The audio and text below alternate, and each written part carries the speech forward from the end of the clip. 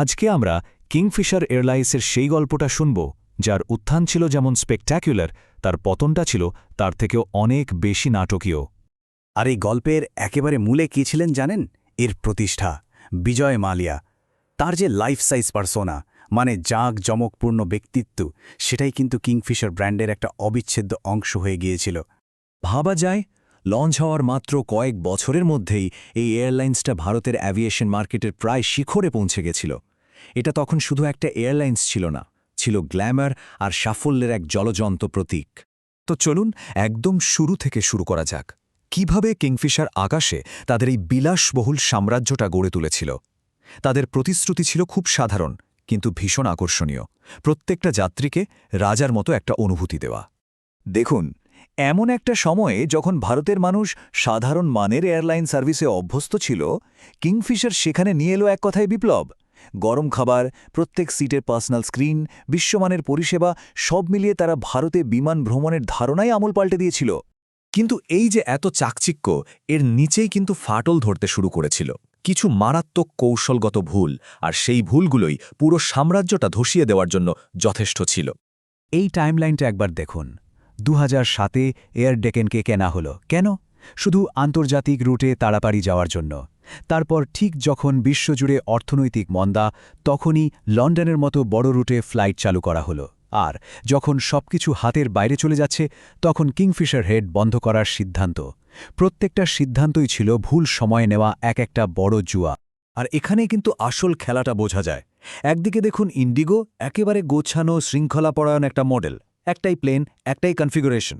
আর অন্যদিকে কিংফিশার, আজ একরকম তো কাল অন্যরকম। তাদের কোনো স্থির কৌশলই ছিল না। দুই কোম্পানির মধ্যে তফাৎটা ছিল আকাশ আর পাতালের মতো। স্বাভাবিকভাবেই এই সব ভুলের ফল ভোগতে হলো খুব বাজেভাবে। আর্থিক পতনের চেয়ে গল্পটা শুরু হলো তার লোকসানের অঙ্কগুলো শুনলে মাথা ঘুরে যাবে। ৬,০০০ কোটি টাকা। ভাবুন একবার, একটা এয়ারলাইন্সের মোট লোকসান। টাকাটা যেন জলের মতো বেরিয়ে যাচ্ছিল। আর এর শেষ কোথায় তা কেউ জানত না। শুধু লোকসানই তো নয়, তার উপর ছিল ঋণের বোঝা। ৭,০০০ কোটি টাকা। একটা বা দুটো ব্যাংক নয়, ১৭টা ব্যাংকের একটা কনসোর্শিয়ামের কাছে তারা ঋণী ছিল। মানে অবস্থাটা কতটা গুরুতর ছিল বুঝতেই পারছেন। আর ঠিক এই সময়েই বাইরের পরিস্থিতি সংকটকে আরও জটিল করে তুলল। বিশ্বজুড়ে মন্দা, তার উপর জেট ফুয়েলের দাম আকাশ ছোঁয়া। কিংফিশারের ভঙ্গুর আর্থিক অবস্থাটা সবার সামনে চলে এলো।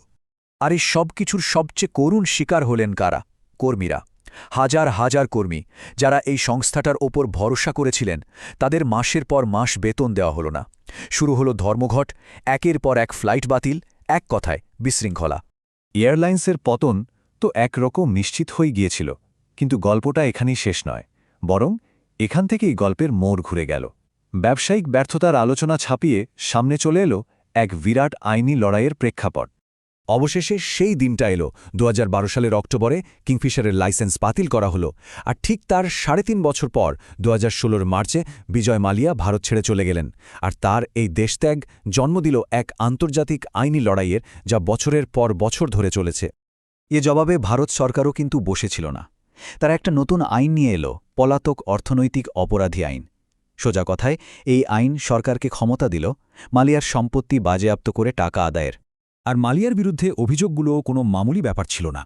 দেখুন, ব্যাংক জালিয়াতির জন্য অপরাধমূলক ষড়যন্ত্র, ঋণের টাকা অন্য ব্যবসায় পাচার করা মানে মানি লন্ডারিং, আর ঋণ পাওয়ার জন্য মিথ্যে তথ্য দেওয়া, এরকম সব গুরুত্বপূর্ণ অভিযোগ। এটা যে শুধু একটা ব্যবসা ফেল করার ঘটনা ছিল না, তা স্পষ্ট হয়ে গিয়েছিল। তাহলে এই যে এত বড় একটা ঘটনা, এতগুলো বছর ধরে যে আইনি লড়াই চলল, তার শেষটা ঠিক কী হল?